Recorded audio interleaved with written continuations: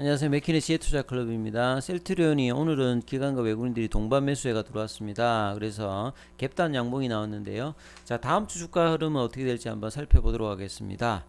자, 5일 어린이날 휴장일 때는 이제 안도렐리가 좀 이제 미정시에서 나왔습니다. 그래서 2년 만에 이제 제롬 파월 연준 의장이 실제로 이제 오프라인에 나와서 인터뷰도 하면서 이 자이언트 스텝은 없을 것이다 하면서 이제 반등이 나왔다가 정작 이제 오늘 새벽에 끝났던 이제 뉴욕 증시는 6월 달에 지금 이제 연방기금 시장의 어떤 이제 선물 그 금리를 보게 되면 거의 지금 이제 75bp 관련되는 어떤 부분 확률이 높다고 하는 부분들이 계속 좀 나오면서 다시 상승 반등폭을 압도하는 어떤 하락폭이 나오면서 우리 증시는 그에 대한 어떤 영향을 받는 것들도 상당히 좀 아쉬운 부분이 있었습니다. 자, 이런 과정에서 셀트리온 같은 경우는 갭다운 쪽 양봉이 나오면서 수급상으로 외국인들 기관들이 이제 매수를 해주면서 좀 시장 대비해서 좀 선전하는 어떤 흐름들. 그래서 셀트리온은 강보합세 흐름이 좀 나왔습니다. 그래서 나왔던 기사들을 좀 정리 몇 가지 해드리면 셀트리온 제약 임직원들이 이제 스톡옵션 행사 관련되는 부분이 나오는데 보통 이제 스톡옵션 같은 경우에는 회사가 이제 임직원들에게 보상 차원에서 행사가가 이제 주가보다 좀 낮아서 이제 차익 실현 관련되는 부분에서 이제 이익을 거둘 수 있는 그런 어떤 구조죠. 그래서 공시에 나온 거 보면 이제 전유진 이사든 세 명이 스톡옵션 행사를 해서 셀트리온 제약 어떤 주식수를 확보했는데 이게 이제 팔리게 되면 향후에 이제 뭐 그 보유 수량에서 좀 바뀔 건데요. 그래서 현 주가보다 낮은 가격 형세가가 정해져 있는 상태다. 그래서 행사가가 보면 뭐 오래된 어떤 부분은 이제 9,602원짜리도 있고요. 이번에 이제 뭐 한 건 5만 원대. 그러면 현주가에서 봐라도 이제 한 35%는 이제 차익을 남길 수 있는 어떤 구조 형태다. 그래서 임직원들이 이제 행사를 했다는 말은 언제든지 차익을 실현할 거니까 이제 행사를 했으니까 나중에 이제 확인하면 될 건데 뭐 큰 규모는 아니니까 뭐 이렇게 스톡 옵션이 나왔다 이렇게 보시면 될 것 같습니다. 그래서 내용을 조금 더 이제 공시에서 살펴보면요. 이제 2018년도 3월 달에 이제 이사로 들어왔던 이제 전유진 이사 이분 같은 경우에 보시게 되면 5,289에서 이제 이번에 또 882주가 늘어나서 6,000. 근데 여기 앞에 보시게 되면 이 당시 이제 뭐 앞에 받았던 거는 이제 9,602원짜리가 있는 것 같고 그 다음에 이제 55,000원대 행사가가 좀 나눠져 있다. 이분 같은 경우는 2018년도니까 뭐 두 번 정도 받으신 것 같아요. 그 다음에 이제 뭐 정성훈 이사 이분 같은 경우도 보면 이분은 이제 2018년도 6월 달에 이제 선임이 되었는데요. 보면 이분 같은 경우에는 55,450원에 500주 요렇게 지금 나와 있고요. 그 다음에 이제 김주범 이분도 이사시죠. 이분은 이제 2021년도 4월 달에 들어왔는데요. 요때 보면 이제 55,458원 요렇게 행사가 돼 있다. 그래서 이 부분들은 향후에 이제 이 그 사업 보고서에 보시게 되면 이제 팔았는지 안 했는지 이렇게 표시가 되거든요. 보통 이제 뭐 이 정도 되면 판다라고 이제 행사를 해놨으니까 대부분 파는 걸로 이렇게 보시면 될 거고 주가에는 이제 뭐 스탁 옵션 때문에 큰 영향은 없습니다. 그래서 이제 내부 임직원들이 스탁 옵션을 어떻게 행사를 하고 어떤 이제 가격으로 돼 있는지 이런 부분들 그냥 참조 정도 하시면 된다 이렇게 보여지는 어떤 내용이다 보시면 될 것 같고요.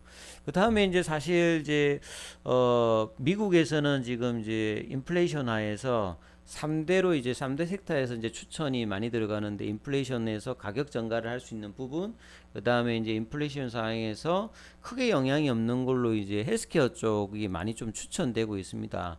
그리고 이제 그간에 온라인상으로 이제 비대면으로 진행되었던 학회가 사실 모멘텀으로 상당히 중요한데 이번에는 이제 거의 온라인상뿐만 아니라 오프라인상에도 지금 진행되는 어떤 부분이 진행되죠. 그래서 5월달, 6월달에 학회 관련되는 모멘텀이 많이 있습니다. 뭐 아스코라든지 바이오 US라든지 그 다음에 이제 뭐 또 유럽에서 류마티스 학회 이런 학회들이 나오면 사실 바이오주들이 모멘텀으로 움직일 수 있는 부분들이 많이 있는데요. 이제 국내는 이런 모멘텀들도 지금 주가에는 전혀 지금 반영이 안 되고 있는 부분이 있습니다. 그리고 셀트리온 같은 경우에도 이 램시마 SC 관련된 임상 결과 발표가 또 다음 달에 학회 발표에 뭐 그 바이오 US에도 뭐 참석하고 여러 군데 이제 부스라든지 이걸 참석하는데, 자 뭐 4월달 5월달에 이제 금리 인상기 이 이슈만 좀 끝나고 난다면 이 바이오주의 어떤 이제 재평가들이 신정부 출범과 더불어서 나올 어떤 모멘텀은 충분히 보인다. 그래서 이 부분들이 언제쯤 시장의 어떤 이 분위기에서 좀 벗어날지가 상당히 좀 중요한 어떤 흐름이다 봐야 되겠죠. 이런 차원에서 이제 국내 6개사의 어떤 신사업 시총이 중국의 텐센트 3분의 1 수준밖에 안 된다, 이런 뭐 기사들이 계속 이제 나왔습니다. 이게 시총을 좀 비교하는 거라 보시게 되면 뭐 미국이야 원체 이제 뭐 코로나 때 주가가 많이 최근에 빠졌습니다만 그래도 많이 올라가 있는 상황이죠. 그래서 뭐 아마존이라든지 구글이라든지 뭐 이런 시총을 보시게 되면 어지간한 어떤 이제 뭐 국가의 GDP 수준 이상의 어떤 시총이 되어 있는데요. 이 온라인 플랫폼에서 이제 뭐 이 플랫폼 업체에서 구독 경제를 하고 있는 흐름에서 이제 국내에도 보면 대표적인 게 네이버 카카오인데요. 여기가 이제 최근에 아마존이라든지 뭐 알파벳이라든지 메타라든지 이런 실적 부진과 이런 어떤 부분들이 그대로 이제 네이버 카카오는 하락으로 지금 영향이 있는데, 사실 이제 신정부 들면 규제 어떤 부분들을 조금 조정하겠다 이런 어떤 정책적인 어떤 기대감으로 올라갔다가 미증시에 더불어서 같이 좀 빠지는 흐름이었고, 바이오 쪽에서 보게 되면 삼성바이오로직스 같은 경우에는 그나마 그래도 좀 잘 방어를 하는 데 비해서 셀트리온 같은 경우에는 같이 많이 빠졌죠.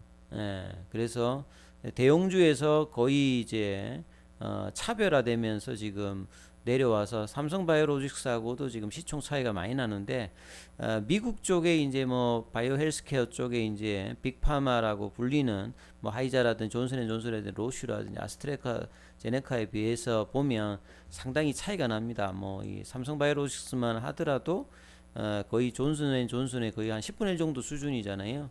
그래서 하이자는 뭐 셀트리온이 하이자급으로 향후에 가겠다 이렇게 하고 있는데 차이가 많이 나는 수준입니다. 이걸 이제 요런 사이트가 있어요. 그 시가총액만 비교한 사이트를 보시면 요게 이제 업데이트가 3월 4일 이후 되진 않았는데 좀 참고를 해보시게 되면 요거하고 이제 지금하고 좀 차이가 납니다만 1등이 이제 존슨앤존스.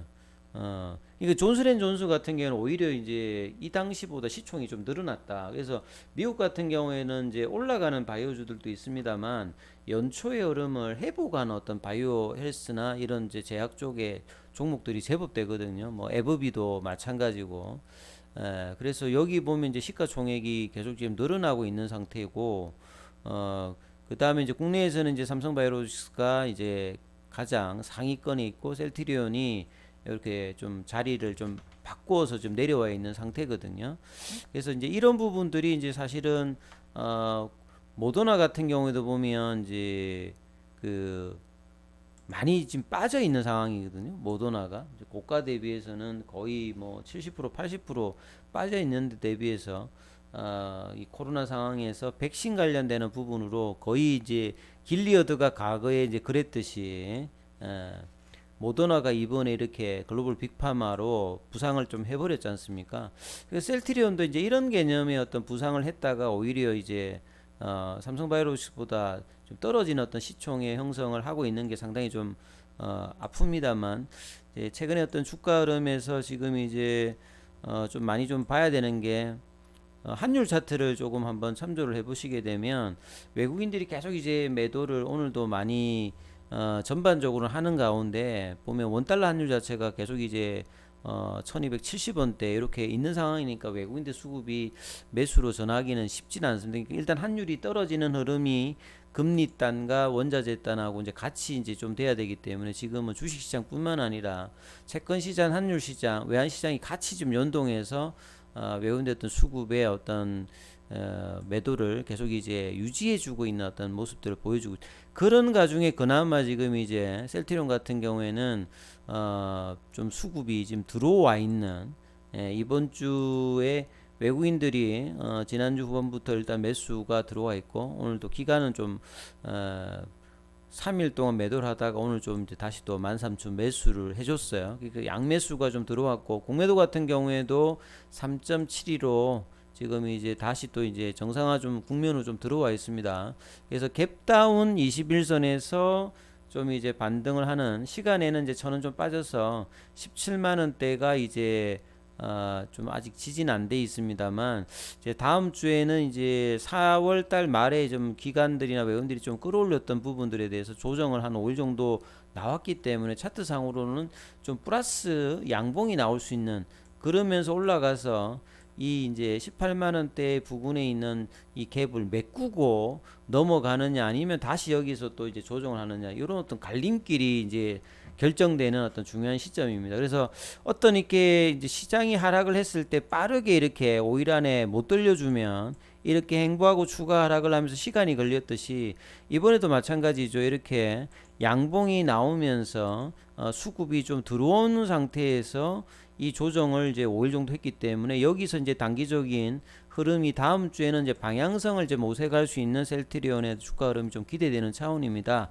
물론 뭐 수급도 중요하고 미증시도 좀 중요하겠습니다만, 자 5월 달이면 향후에 어떤 이제 금리 스탯 관련되는 부분의 어떤 불확실성은 계속 될 건데요. 이제 금리가 올라가고 이제 채권 매입 관련되는 부분에서 이제 이 부분들을 이제 다르게 이제 방향으로 바꿨을 때는, 이런 부분들은 이제 가격에는 어느 정도 이제 들어오는 어떤 이제 국면을 보여주면 이 반등의 어떤 시점들도 분명히 좀 나올 수 있는 어떤 국면이다. 이런 부분들 다음 주에 셀트리온 헬스케어라든지 제약조 이런 부분과 더불어서 나올 수 있는 어떤 가능성이 좀 높은 어떤 구간들이니까, 이 부분 좀 참조하시면서 다음 주 투자 대응도 한번 삼아 보셔야 될 것 같습니다. 여기까지 하겠습니다.